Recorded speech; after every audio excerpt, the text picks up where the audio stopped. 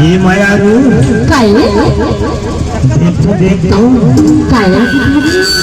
ये देखो पति वनोनी का बैठे हाँ हाँ हाँ और ये पति वो दाई का बैठे हाँ हाँ हाँ और ये मर ये तीर में निहारा पे मौका आए अबे तो आया नहीं कर पाया ईमान से कहा था ना चल तो इतने पारा में मरनी बुलाओ तो जरूर आवेगा आ जाओ आवे नहीं हाँ बताना जी आजा बे उतूरी मुझे मायारो आजा बे उतूरी मुझे मायारो आजा तो राले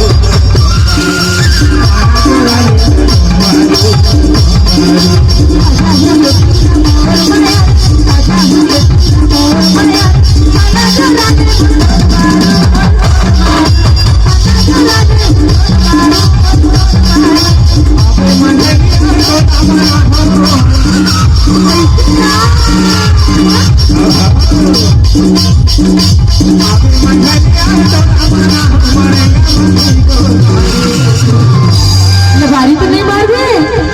लबारी नहीं मारो कसम से अच्छा तो लगा मरैया मत चलवा झूला है बराबर दारू पियाना पे आजा बे उतूरी मुझे मायारो आजा बे उतूरी मायारो आना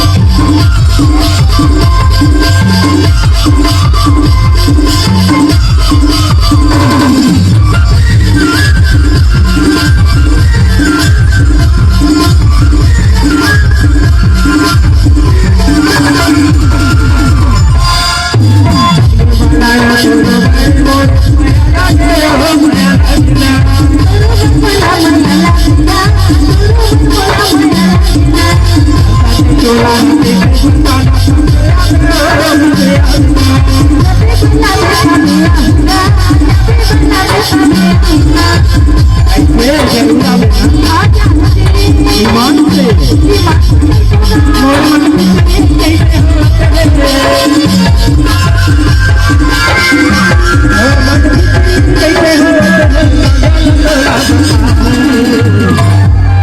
आजा हूँ गटूरा में